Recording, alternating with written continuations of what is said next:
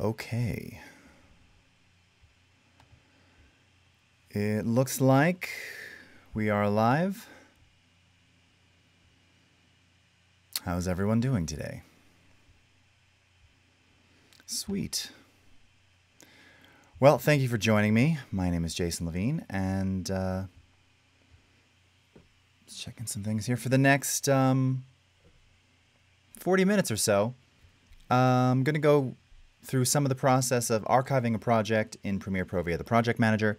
Also, as well, I'm working on this collaboration, this album that I've been producing and playing on with another artist, and needed to actually go through some of the final mixed tracks and then sort of picking them and then leveraging some of the mastering tools in Audition just to kind of find out how much more work needs to be done, seeing as I promised this album would be out by year's end. And it's not quite ready yet. Hey, there we are in the chat. Yafe, hola. TBD Studios from Kenya, nice to see you. Andronic, Sangrihan, NetTube user, nice to see you as well. Hey, Matt Scuro, how you doing? All right. Jersey Raxi, Wiz, Tenno Daily, nice to see you. Evandro Jefferson, okay, very cool. Lex, hey, from Austria. Okay. So yeah, so why don't we just go ahead and get into the into Premiere? And actually, part of why I was doing the project management today was largely because this is a project I've been referencing in our new series, which began this past Friday. How to make good videos even greater with audio. And this project was done a little over a year ago, and it just has tons of elements that I constantly need to go back to for one reason or another. And as such, I had a little difficulty finding all of the elements from the project that I needed. So I thought, you know, why don't I just project manage this, put it all back together. Some stuff was in Creative Cloud, some stuff was on Dropbox. You know, it had been saved and resaved a bunch of times in a bunch of different places. So really just compiling everything together. The other thing that I wanted to showcase here too, which I haven't actually done recently in any of my archived projects, is this also contains a bunch of After Effects dynamic links. Now, this was authored a year ago before the introduction of motion graphics templates. So we were using straight dynamic links to do a lot of this text, these text animations and things that you're seeing here. So rather than deal with the pain of having to work with those dynamic links moving forward, one of the options in Project Manager is that you can actually render those AEPs out if you want to. And again, just to kind of keep this a little bit more simple and manageable, just because I might pull this up later, I'm probably going to do just that.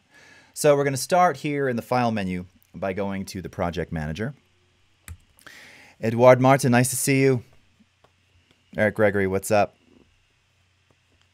All right. Hey, from Vietnam. Very nice. Ooh, Chris from Auckland. All right. So here we are in the Project Manager. Now, if you haven't seen this, I've shown this a few times, but a lot of people forget that we have this, and this was also revamped a couple of versions ago. Really done a lot of work in the Project Manager to make this better, more efficient, just work better, calculate project file sizes more efficiently, and just give you more control over what you're doing when you're sort of archiving and compiling things somewhere where you're just likely to maybe access them later, but you're not keeping them local anymore. And that's been my problem, is this project has been strewn across multiple drives, multiple cloud-based servers, and I just need to get it all in one place so that I don't have the headache I was having last week. So when you go into the Project Manager, the first thing that you have an option to do is choose all the sequences that you want to manage. So the one that I'm going to archive off here is this one called SH Surround. This one, in fact, the final project itself is this one here, Something's Happening, track take 1.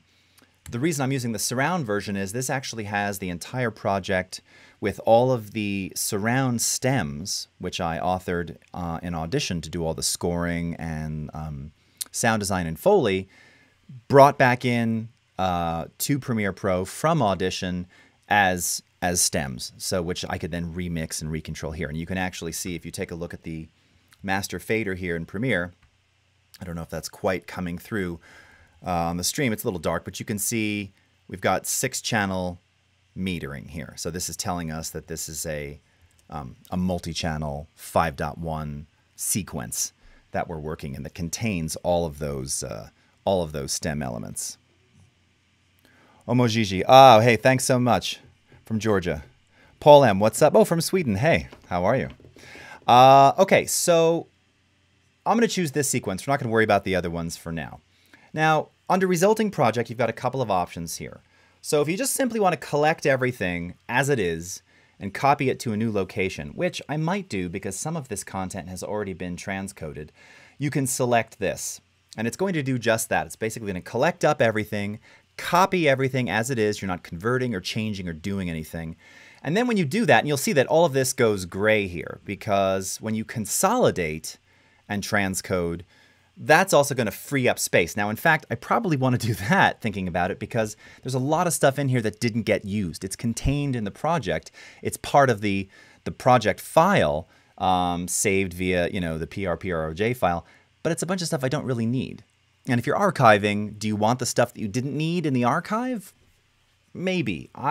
You've heard me say this on stream before. I'm a big believer in sort of those, for lack of a better word, destructive decisions. This is an archive. I want the finished version. Now, if I go and archive maybe the finished stereo master, perhaps there I'll keep all those extra clips and extra things and extra handles and stuff like that. But for this particular surround version that I use to demo a lot, I just want it lean and clean. In any case, when you copy and collect, you still have all these various options here. And you can even see you have the option to exclude unused clips. You can include audio conform files, which I generally don't do. You can include preview files if you want. Now, as anyone will tell you, as you create preview files and things, sometimes these are really nice to have, particularly if you're working in 4K or greater, because that's certainly going to speed up playback.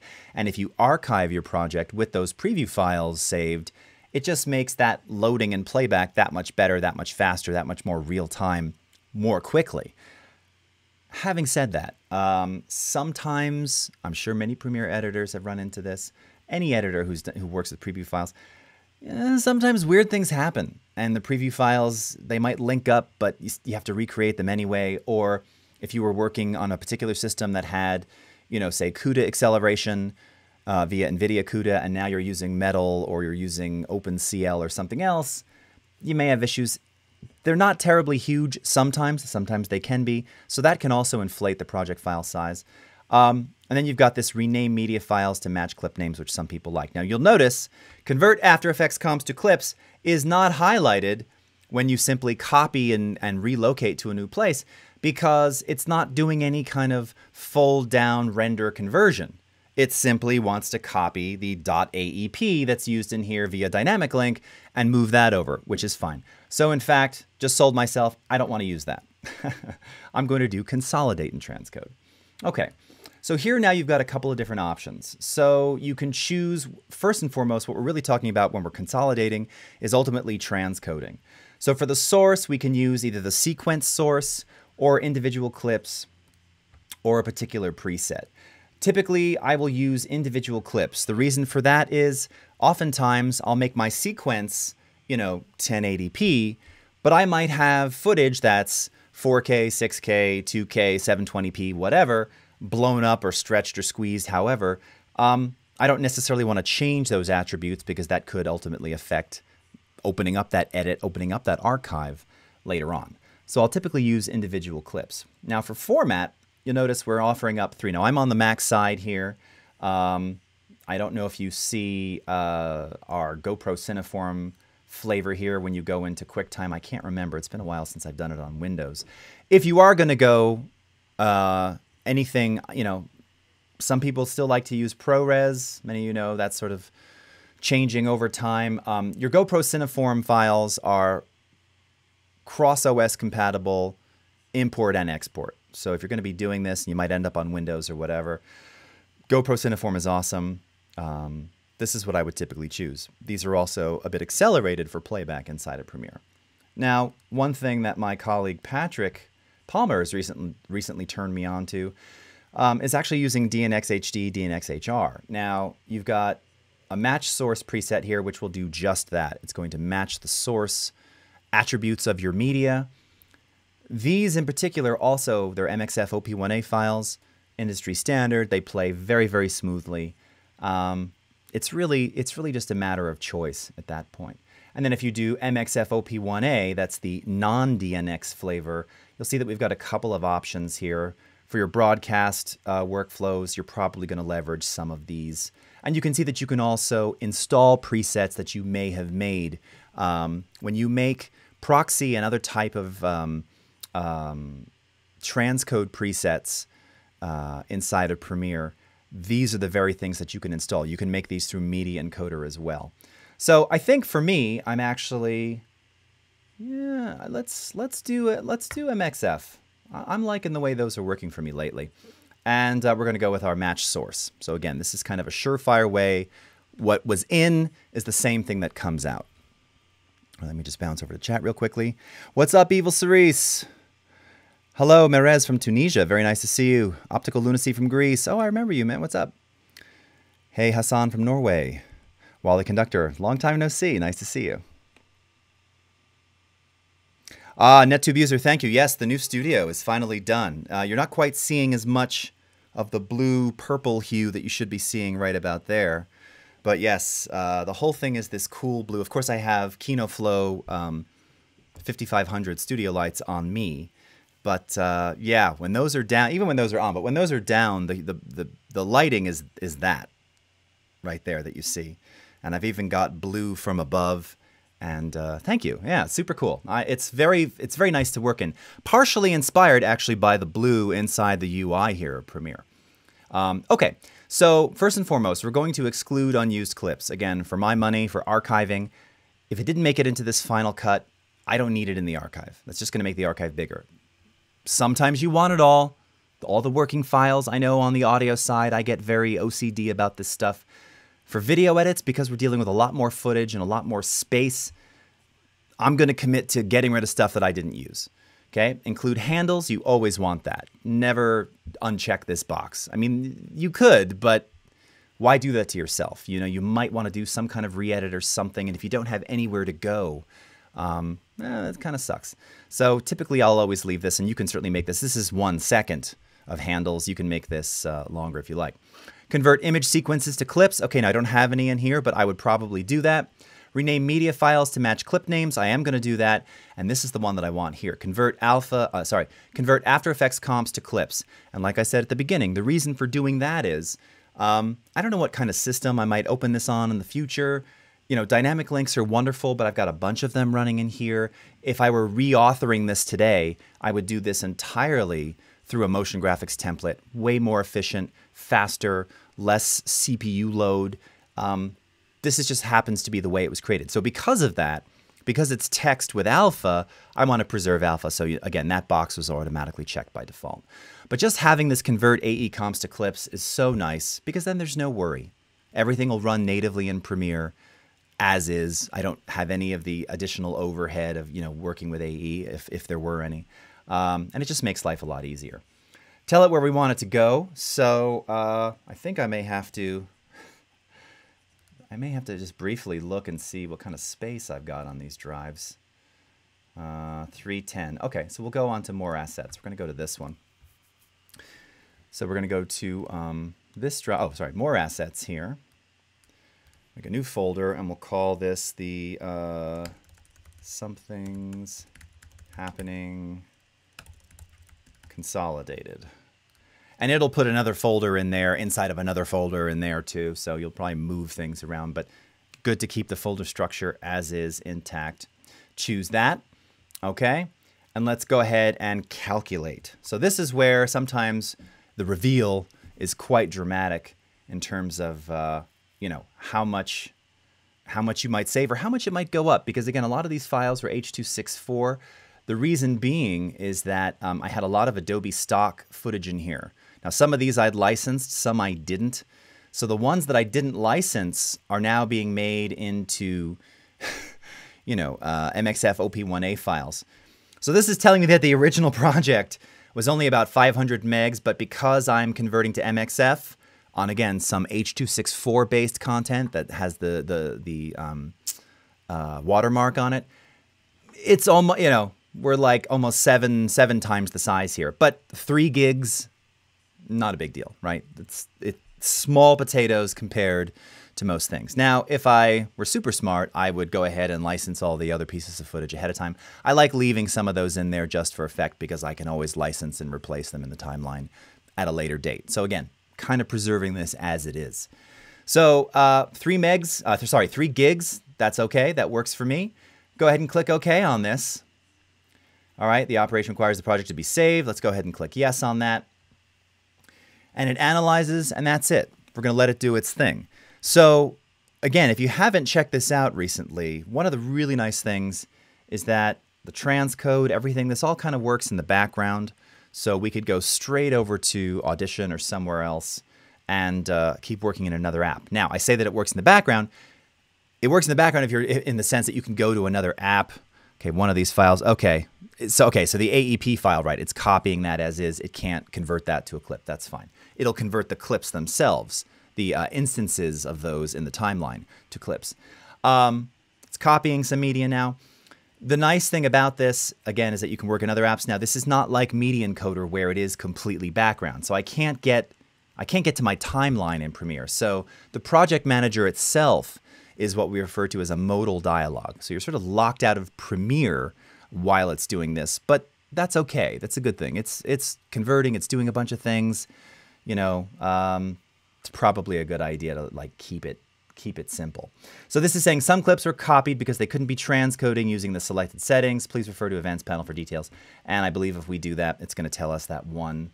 Yeah, and it's just a copy of that same AEP file here. So that's no problem. That's okay. We are okay with that. Okay, and it's that same file over and over again. Okay, so go ahead and clear that. All right, so that's it. So now if we go ahead and let's just take a look at our Finder here.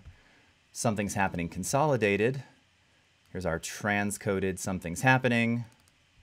Okay, here's all of our stuff. Oh, and there were proxies in there as well. So you can see the proxies are contained in there. That's why those remained as .mov. MXF files. Here's all of our wave media. So this is all of those stems, ambience, ascend, double, cameras, all these things, all the various media. These are all of the Adobe stock clips. Again, and you can see that the proxies were left as .mov, but it took those H.264s and converted those into MXF, which is nice. Looks like we've got everything else here. Okay. Everything. Okay, there's our AEP file. So yeah, this all looks pretty good. I think we're in good shape here. Nice. Okay. Very cool. All right, and we'll open this up maybe a little bit later. So now what I want to do, that actually happened a lot faster. Oh, and I did want to see too if it estimated the file size properly. This used to be something that was hit or miss. Let's see, what have we got? All right, yeah, so it was pretty darn close. It estimated at what, 3.2 gigs, and it wound up being 3.7 on disk. So, and you saw for 80 items, and that was super fast. So no complaints there. I'm feeling pretty good about that. All right. So now let's bounce over to Audition. And as I was mentioning, so this is an album project that I'm due to release on Buddhaju Music of my friend and oft collaborator Fuzzy Island.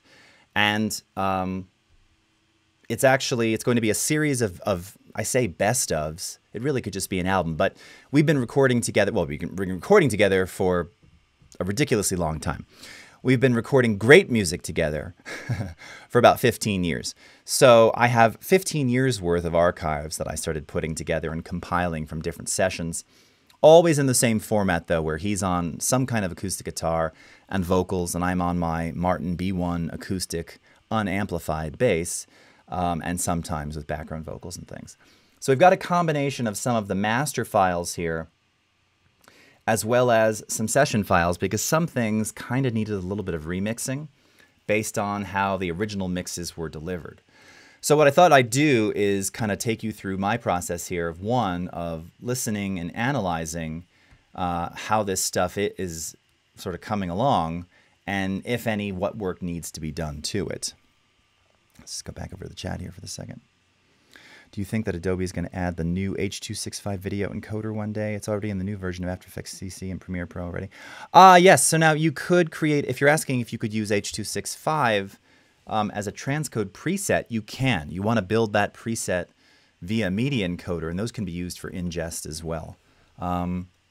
I don't know if you mean if there's like an updated H.265, but yes, obviously we're constantly working to, as that format continues to be finalized, you'll see further updates, because I know that Apple's kind of leaning on that hard now.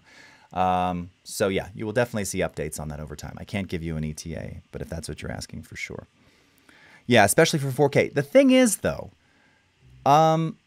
you know, again, I wouldn't choose that as an editing or intermediate format. If you're just looking sort of for proxy, that's okay.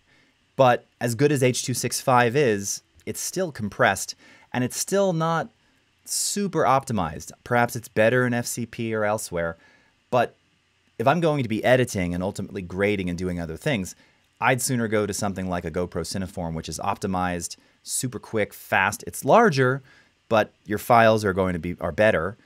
Similarly with MXF, similarly with something like ProRes 422HQ or 444.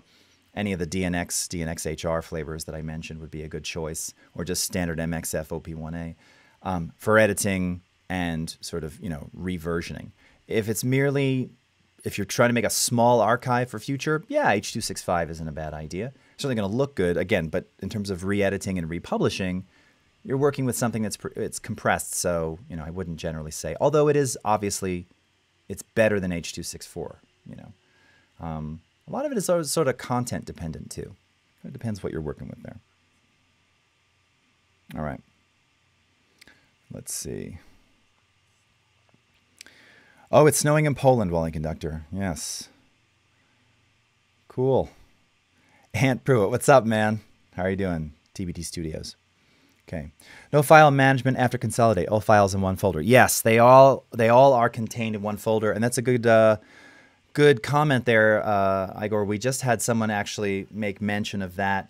Now, it will retain your bin structure in the project. So you'll still have your bins, but right, the actual folder structure, if had there been any on different drives and locations, right, it's all kind of lumped into one. I can see how that can be kind of a drag. To be honest, I would love to see it organized by file type.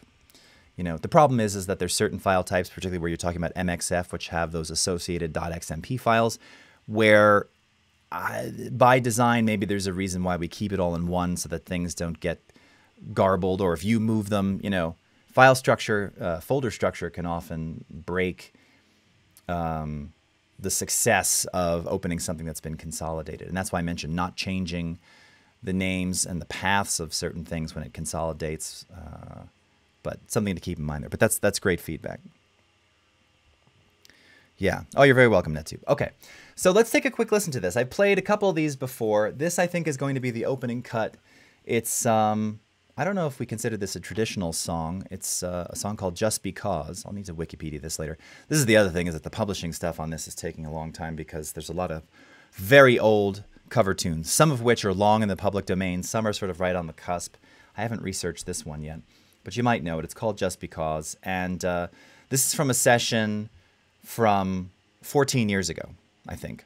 So let's take a quick listen to this. And this has already been mastered, but this was mastered a while ago. So let's see what we've got here. All right, let's take a quick listen.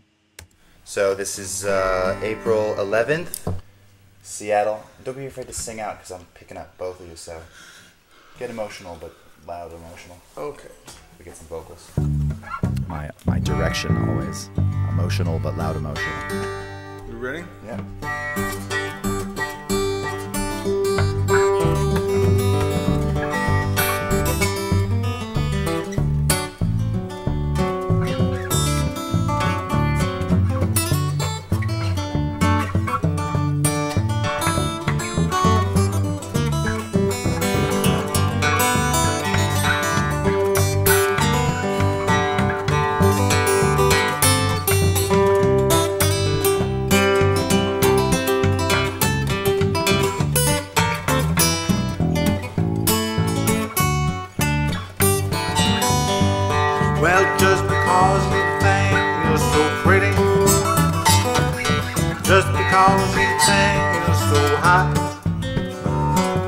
Just because you think got something that nobody else has got.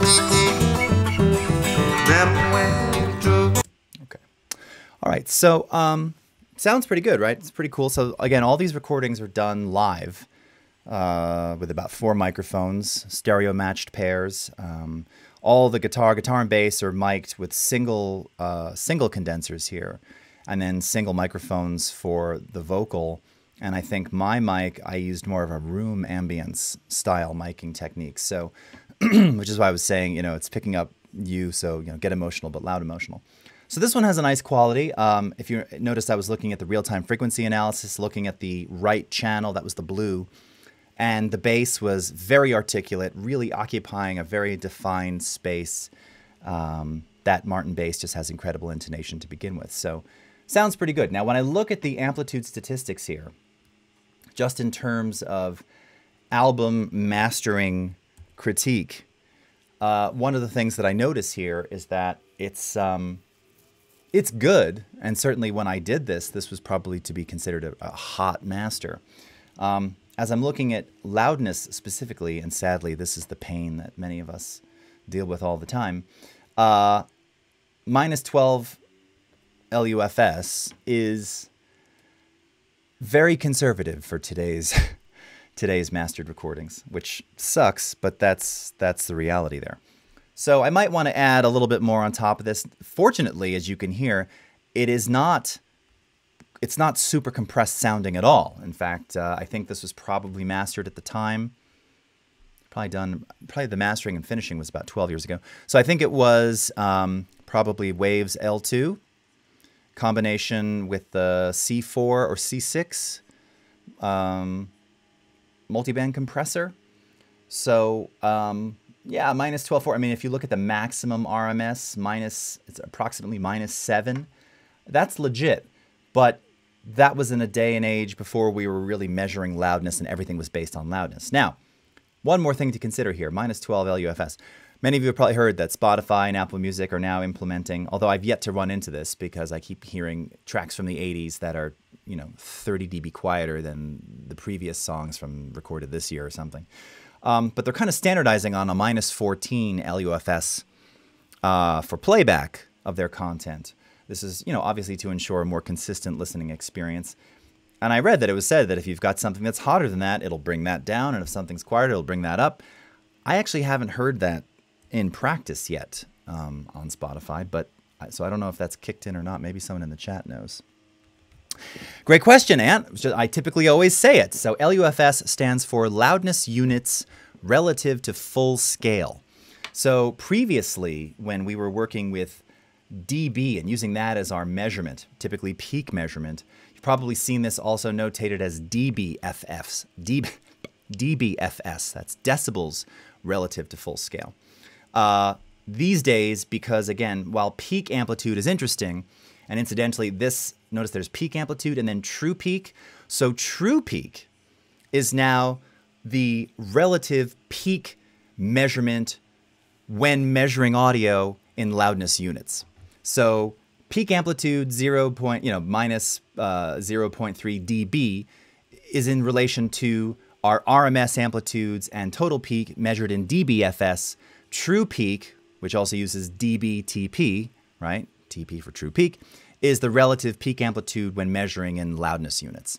So because everything is measured today kind of in that average loudness, this figure here actually matters a lot. And it's not uncommon when you have a loud master that you'll actually see the peak go above 0, which again, when you're thinking kind of straight peak amplitude in like a traditional digital sense, you're like, how can that be? Wouldn't that just be full distortion? Yes, but things are slightly different when we're talking about loudness units. And there's a lot of cases where if this were to be broadcast as is, there's a tolerance level for how much you can exceed 0 when measuring true peak amplitude. Just depends where it would go. This is probably okay. Usually there's about a 2 decibel tolerance, sometimes not. So if this were to be broadcast, over traditional digital TV or something, they may very well bounce this track. This would be too hot anyway. If we're talking about actual ITUR BS 1770-3, in other words, American Broadcast Standards for Loudness, we'd want this at minus 24 or minus 23. LUFS. I always forget which is which. EBU is minus 23 or 4. ITU is minus 23 or 24. I always forget which. In any case, so what I'm getting at is this is a great sounding master. I like it. By today's standards of mixing albums, though, it's a little quiet. And it would be noticeable if you went from this to, say, I'm trying to think of a, like an Ed Sheeran recording, right? He plays a lot of acoustic guitar and stuff. This one, which sounds kind of hot and pumping, I mean, there's only 2 instruments anyway, but it would just feel quieter compared to something more modern. So I might have to use a little more limiting. The masters, unfortunately for this, the multi-track masters I still have, so I could back and remix it all, but chances are I'll just wind up doing some tricks with a little bit of limiting in there. All right, now let's compare this to something else in the meantime. What's up, Arlie? Okay, so let's see. We go to one of these. Okay, this one's cool. Let's go to Walk That Lonesome Valley. Now, again, looking at this, all right, this looks to be like it's peaking at around -7 or something. So we'll probably want to normalize that before I do anything else. Let's just see what we've got here. Okay, so this one, yeah, so it's peaking at around -683. All right, so plenty of headroom there. But this one, again, some of these, now these masters, these were done 2007, so 10 years ago. Unfortunately, these were tracked on a Windows system that I no longer have, on a bunch of external archive drives that at the time I went, oh, I made copies of these, threw them away, only to realize that I didn't. So I only have finished wave mixed masters of these recordings, and these need a little bit of work. So before I do anything, just to kind of see where I am, let's once again take a listen. Now, again, this will probably feel and seem a bit quieter than the previous one, not only because it's 6 dB down, but also because you can just see here, again, just in terms of loudness units, we're like 5 units of loudness below where we just were. And anytime you kind of approach that 6 dB mark, it feels significantly quieter. So let's take a quick listen here and see what we got. And this is the official take 1 of You Got to Walk That Lonesome Valley. Oh, we're doing that again? All right. You with me? I was doing something else, yeah, but sure. You notice I always keep, and tell me if you like that. So for this album, because he's a blues cat, because it's all about the moment, the live performance, half the time, I don't even know what we're playing when he starts something and I just run and hit record. I like having all that stuff in there as opposed to just songs. So I don't know. What do people think about that? Do you guys like that? People still like that stuff? I love that kind of in the studio chatter, and leaving all those elements in there. All right, let's play it back. Yeah, let's do that.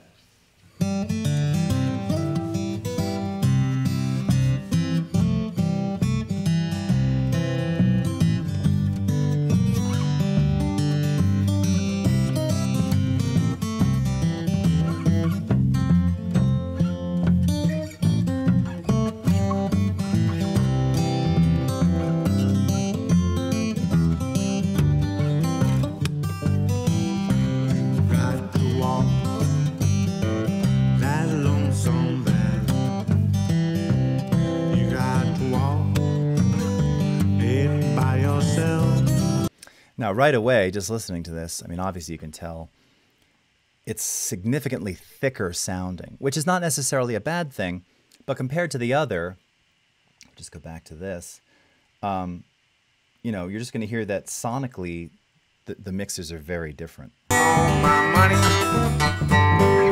laugh, call me old Santa Claus. Right, I'm sorry if you were in headphones there, if you just jumped out of your seat. Again, note the difference in loudness. Which will improve significantly if we normalize this. So let's go ahead and normalize this up to just to kind of get it in range to around -1. Okay, we're normalizing all channels equally. All right. I never use percentage. Somebody recently asked me, "Do you ever do percent?" No, I always do it to dB. I don't ever know what the percentage equates to, so dB just makes more sense. All right, hang on to your biscuits, as my friend used to say. Just let's play this back now. 5+ dB louder, and you're going to feel it too. Here we go.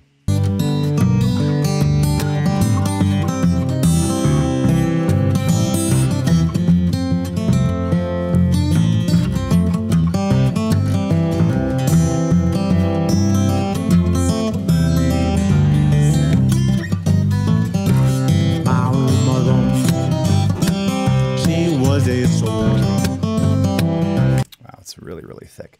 So, you know, if this is even going to be salvageable, first of all, I'm probably going to have to implement quite a bit of EQ in here, which is fine. I think we're okay. You know, one of the other things that I'll often do as I'm playing back when I hear sections that are significantly too warm or too bassy is I'll use these hold positions inside the frequency analysis. And what you can actually see right here, just in terms of bandwidth, is that between around 80 hertz and 200, now obviously there's a fundamental of the bass note that I'm playing right there, but there's a lot of warmth in here, and that's also the area in audio where you tend to get a lot of muddiness. So it could be as simple as just pulling some of that out, which we can do in a number of different ways. First, here, let me go ahead. I'll grab a native effect first. A little parametric EQ on this. All right, and maybe let's start right around 200. And we'll go with a fairly wide bandwidth, okay? So this would be considered a wide bandwidth here, right? If we wanted it more narrow, if we knew that, you know, 200, that frequency was exactly what we needed to tackle, we could make this more narrow, do something like that. But I already know we need it a little bit wider. You know, maybe not even quite that wide, but I'll shrink it just a little. But we need something fairly wide because there's just a lot of buildup of, there's a lot of things kind of fighting in that space. Also, just listening, I didn't pan them. I don't know what I was doing. Must have been a long day. These were just reference mixes. These weren't even finished. The problem is he liked the performance and wants to put that out. So it's a question of what we can do. So let's see what happens just by kind of manipulating 200. I'm not going to touch the top end because I'm going to show you a cool technique there in just a second. But let's see what we can do here. And I'll probably play around with some of the lower mids as well. Here we go. Lonesome Valley by yourself.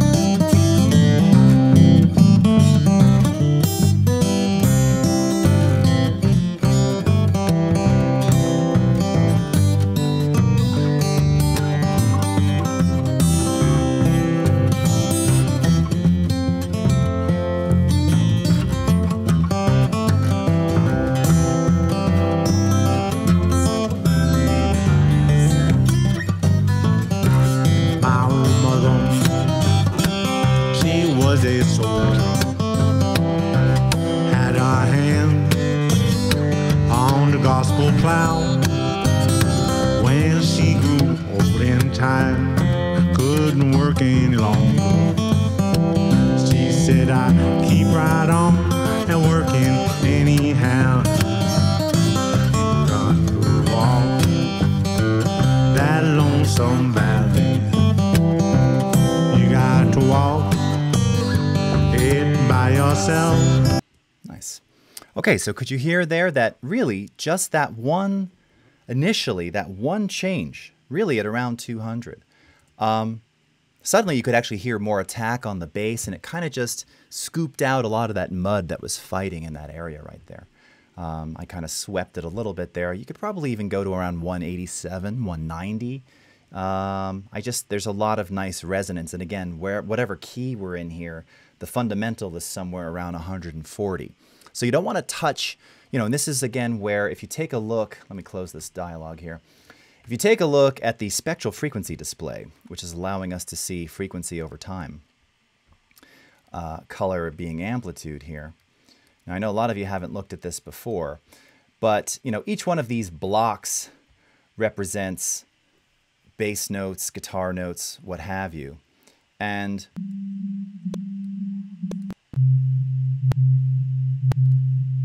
you can see we can even switch this into note mode. All right, zoom in a little bit there.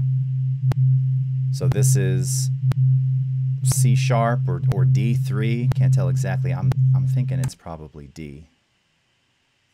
Though it looks like it's technically C sharp, but I can't really read this exactly. But you see, as I said though, you can see right here on the graph, that's that fundamental right there. So I don't want to cut too much around 140 hertz-ish, because then what's going to happen is I'm going to start to minimize that fundamental bass note. That's the root of the whole song. Do, do, do. Don't do that, you know. So it's a great visual indicator. Before I even got here, sure, once I got here, I knew what to look for. But before I even got into spectral, I could see it on the graph there.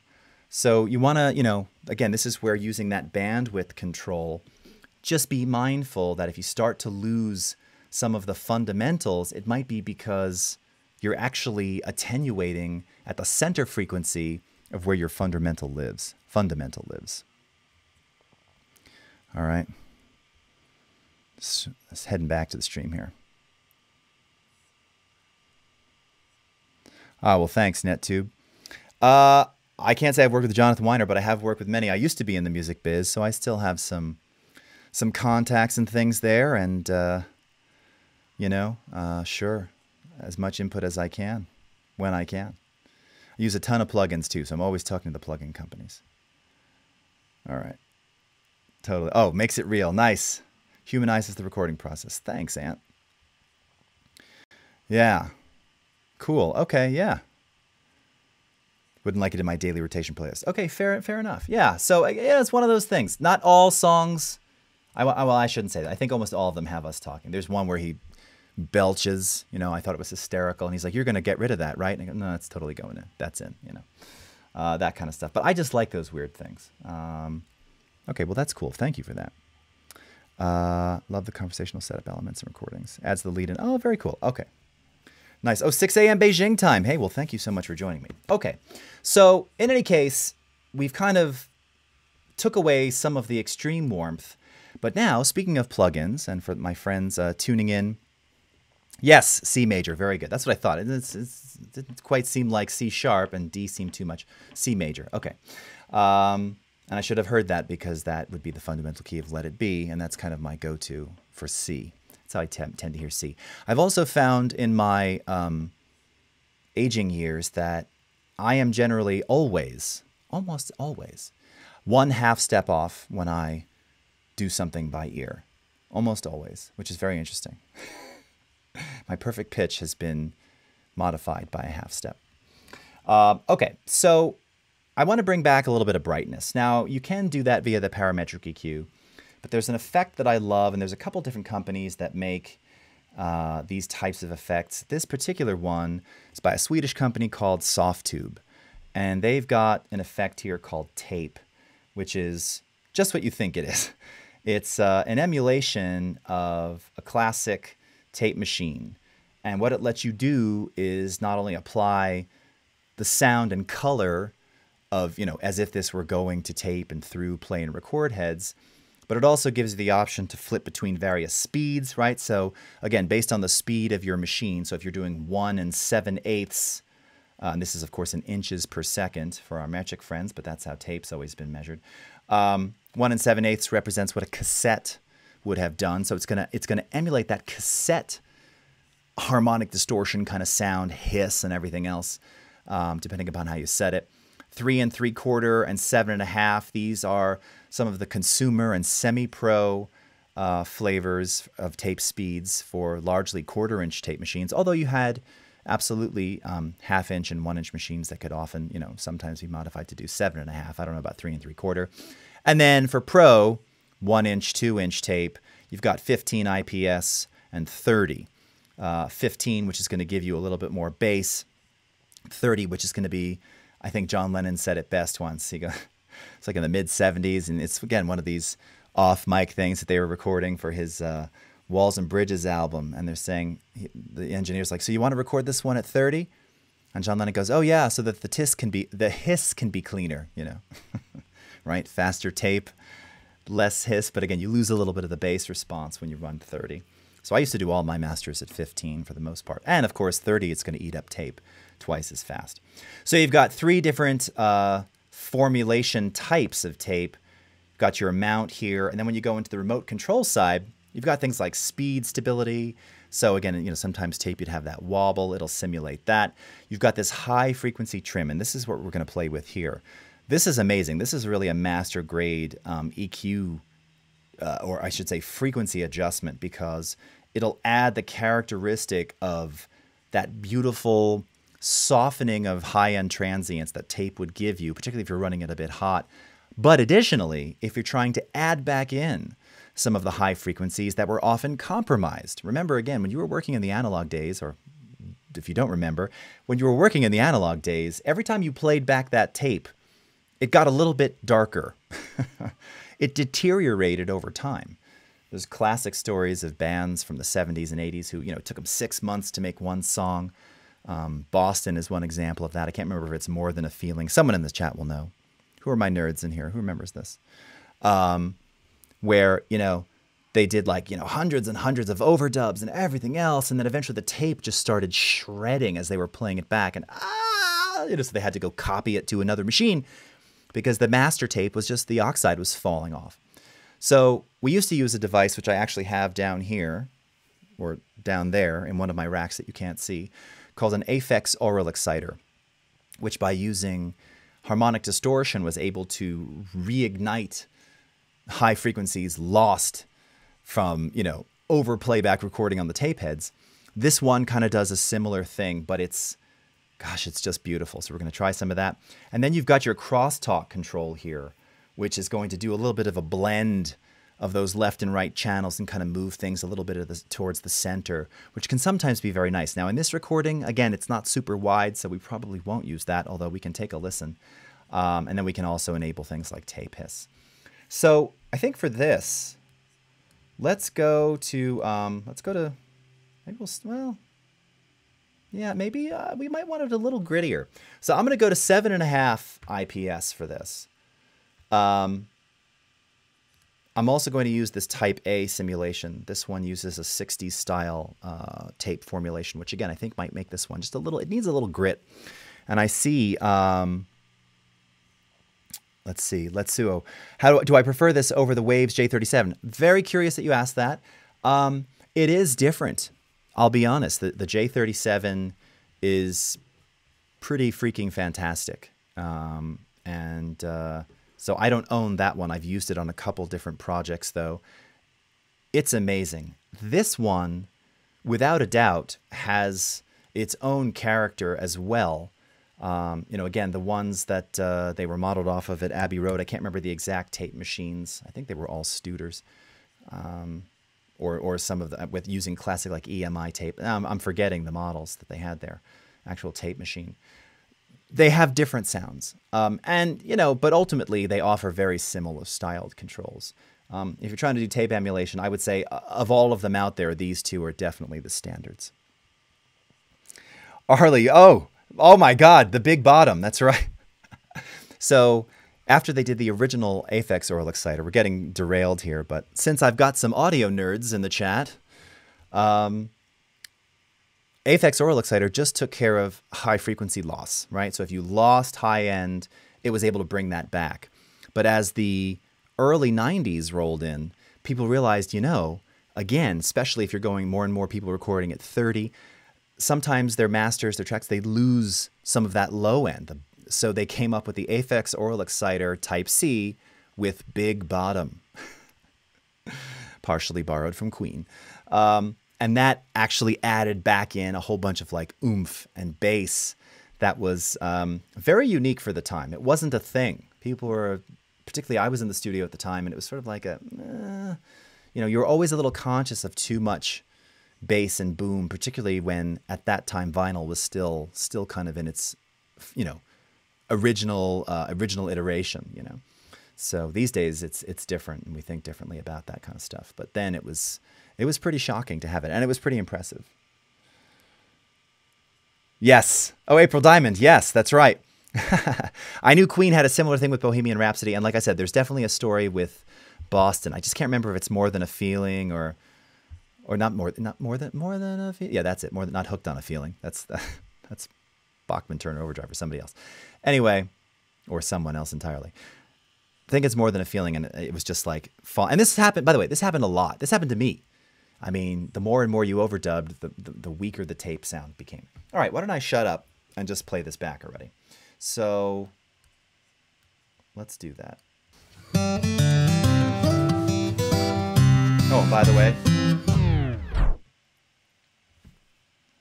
it'll simulate the tape speed, speeding up and slowing down. If that isn't worth the price of admission alone, I don't know what is. And by the way, if you never heard that sound in practice, this is it. Like, it's not hard to do digitally. We can actually do it in one of our time remap functions under effects, but this is so great and so realistic. Ain't nobody else can walk it for. You got to walk that lonesome valley by yourself.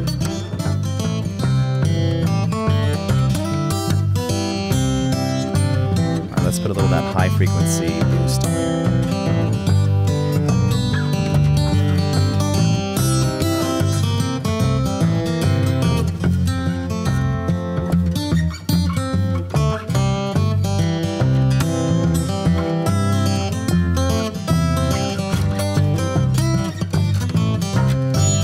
My mother, she was a soldier. Sit loudly, brother. Had her hand on the gospel plow. When she grew old in time, couldn't work any longer. She said, I'll keep right on working anyhow. Got to walk that lonesome valley. You got to walk it by yourself. Ain't nobody behind them can walk it for you. You got to walk Lonesome Valley by yourself.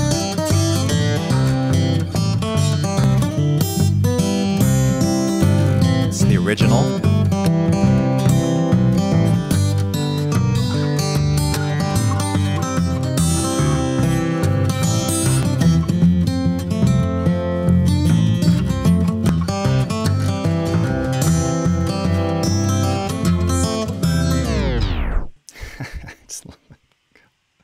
To tell you how many times I just turned that on and off just for effect. So could you hear that? Could you hear the significant difference in there? And did you notice that the tape machine, now of course this is constant playback, so we're not hearing a ton of hiss. Also, because this is being gain staged properly, and by the way, the input levels, and you see you've also got this amount control, and you may have noticed I switched over to this separate metering for total harmonic distortion to make sure that I'm hitting the tape hard enough so that we're actually getting the benefits of that tape compression and warmth. Because it's gain staged properly, we're not hearing a lot of hiss, but it is there subtly. And if you listen probably at the very beginning where we're just talking, you'll just hear a little bit more of that kind of ambient room sound, augmented by a little just very faintly in the background. So, it's yeah. Oh, Joe, what's up, man? Joe Pacheco. You guys should check out Joe's channel as well on YouTube. Great stuff, great musician, right? Tape speeding up, such nerds. It is. It's fun, and it's a fantastic sounding plugin. So this one again is Softtube. By the way, this works in Premiere as well. It's standard VST AU. So I highly recommend this one. And as mentioned before, the Waves J37, which is the Abbey Road tape, is another great one. But here, let's go ahead and turn this on again. This is now the 29th of December, and this is the official take one of You Got to Walk That Lonesome Valley.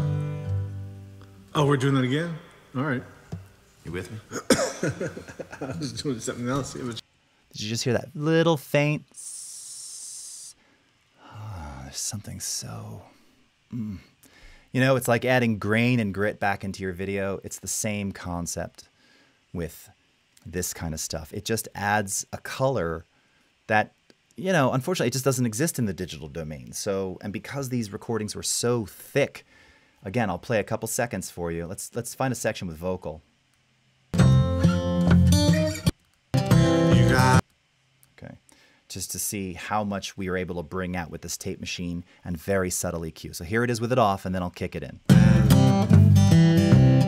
You got to walk it by yourself. Ain't nobody else can walk it for. You got to walk that lonesome valley by yourself. Now, I got to tell you, I like his vocal and I like it, but the performance is a little sloppier. So we'll see as the producer who has final say if this makes it onto the record or not. I don't know. It's kind of rough. Again, it's live, so, you know, there's some of that, but we'll see. Anyway, my friends, I've had you for an hour. What is up? Kemuel from Brazil. Oh, you can tell the difference. That's very nice. Thank you all so much for joining me. This was really cool. I hope you enjoyed. This was kind of a different stream today. So essentially, just to kind of backtrack on what I'm doing here. So we're running through a couple of different workflows. By the way, something else to keep in mind that as I may come back to this later, from within the effects rack here, if I scroll this up, I can now save this EQ and tape configuration as a preset. So I'm going to do just that, and we'll call this Fuzzy Valley PT for parametric tape. All right. Maybe I'll do para tape. So that way I can always come back to it. And again, because this is all non-destructive, right? When we work in the effects rack, even though that our waveform editing view is considered destructive here, when you add effects, we haven't done anything until we actually apply them with the apply button down here. All right. So just to see, actually I'm curious visually, let's go ahead and apply this just to see kind of how the waveform changes a bit. All right. Again, bringing back a bit more of the transient detail in there. Oh, and we have total silence. Well, that's good. What just happened there? Oh, selection only. Let's do entire file. Okay, I must have had like a, I don't know what I had going on there. Wouldn't that be funny if this didn't process? It wouldn't be funny to me. What? Oh, super. Well, you know, now I've got something to troubleshoot while I leave you in silence. What is happening? That's strange. But that, my friends, is for another day. So thank you so much for joining me. Again, you'll be able to watch the archive of this if you're interested in how to transcode, consolidate, copy, and collect all your files using the project manager inside of Premiere Pro. And then you got to see me in a very real way kind of analyze mastered recordings, finished masters using our real-time frequency analysis to see key frequencies. Oh, and as I was talking about before here, if I'll play this back. The tape is off. Oh, you know what? I bet that's why. That's why, because I had the tape off. You want to bet? Shall we see? Let's see. That's it. That's why that happened. You couldn't see it just now. I had to turn the tape back on. Here, let's see. Processing again. Boom! Problem solved. Woo! Got out of that one. Right, Evil Cerise? Yeah. And what you can see is now we just have a lot more transient detail. Look, here's the before, right? Transients are, it's just kind of flatlined because, again, this was obviously mixed through a limiter. Let's redo the effects rack. And you just see more evidence of transient peaks. It's breathing a little bit more. So despite having added tape compression and harmonic distortion to it, it actually gave it more air, right? It gave it a bit more space and a bit more life. And this now is something which if I were to now add some additional effects, something like an L2 or L3 or multiband limiter, we can further refine that and kind of reel in some of those frequencies. So cool. Love being able to troubleshoot. Always remember to have the tape machine on when rendering. So again, thank you so much for joining me. I hope everyone has a great a great rest of your week. Oh, fun guy, you came right when it didn't work, and then I got it to work, right? It was user error. I forgot to turn the tape machine back on. So so fun. And again, thanks to my friends at SoftTube for building such a cool plugin. Just to remind you all again, here's what it sounds like when you start it up and turn it off. All right. Cool. I'll just have to remember now that I think I saved the preset with the function off. So if I'm wondering what's happening, I'll be sure to check back there. Have a great rest of your week. Hey, Pete Jepson, what's up? The archive will be up immediately after I hit stop. So thank you so much. Have a good rest of your week. I'll see you tomorrow on the Premiere Pro Facebook page at 1 p.m. Pacific time. Have a good one. We'll see you next time. Thanks, everybody. Bye-bye.